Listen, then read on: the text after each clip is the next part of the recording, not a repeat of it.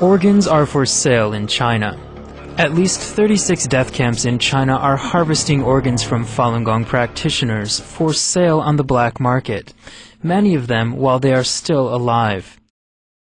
Organ harvesting of Falun Gong practitioners was confirmed by a 2-month investigation by former Canadian Secretary of State David Kilgour and the Canadian international human rights lawyer David Matas. We've been asked to investigate allegations. After considering everything as best we could, was that the allegations are true. We believe them to be true, that this harvesting is indeed happening.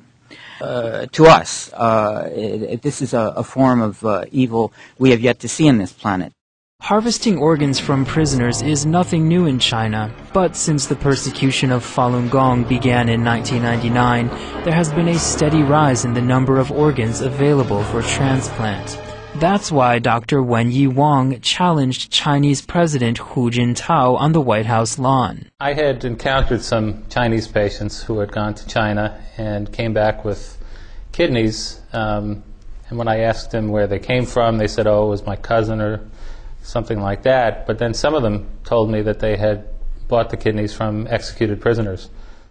Although the government said that this was something they had gotten consent for, that the prisoners had agreed to beforehand, or the families had consented, the evidence was overwhelming that there wasn't any consent involved. And in fact, it was just the government doing what they wanted. The South China Post reported that 99% of organ transplants in China come from executed prisoners. The Chinese government has been harvesting organs from prisoners since the 80s. The U.S. State Department has known about this, and it has been addressed at several hearings. Since 1999, many of these organs have come from illegally detained Falun Gong practitioners. Right from the beginning, just months after the persecution first started in China, we got reports of tens of thousands, perhaps hundreds of thousands of individuals being detained, put into prison camps, labor camps. This developed an increase over the years, and what we had was, particularly in the period between 2000 and 2003, hundreds and hundreds of thousands, if not millions, of Falun Gong practitioners in labor camps throughout China.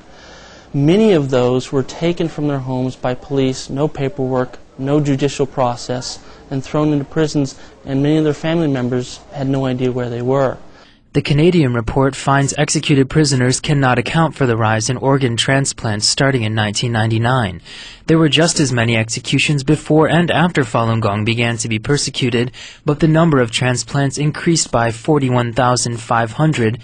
And then we come up with this figure of the source of 41,500 transplants for a 6-year period from 2000 to 2005 is unexplained. 2 witnesses from mainland China were the first people to go public with information about organs being removed from live Falun Gong practitioners at Sujiatun Medical Facility in Shenyang City.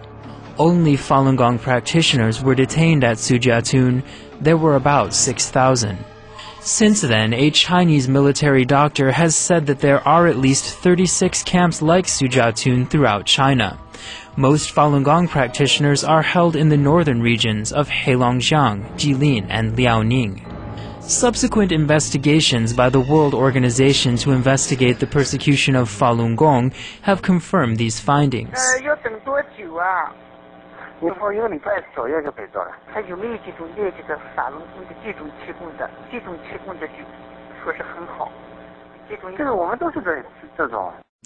Throughout China, hospitals advertise their transplant services.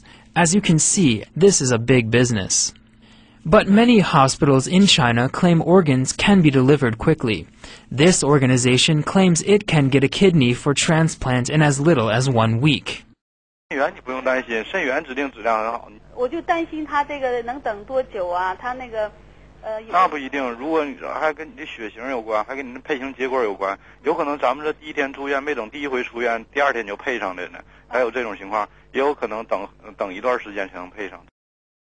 you could, know the blood types of everyone you had in prison, and if you could execute people to order,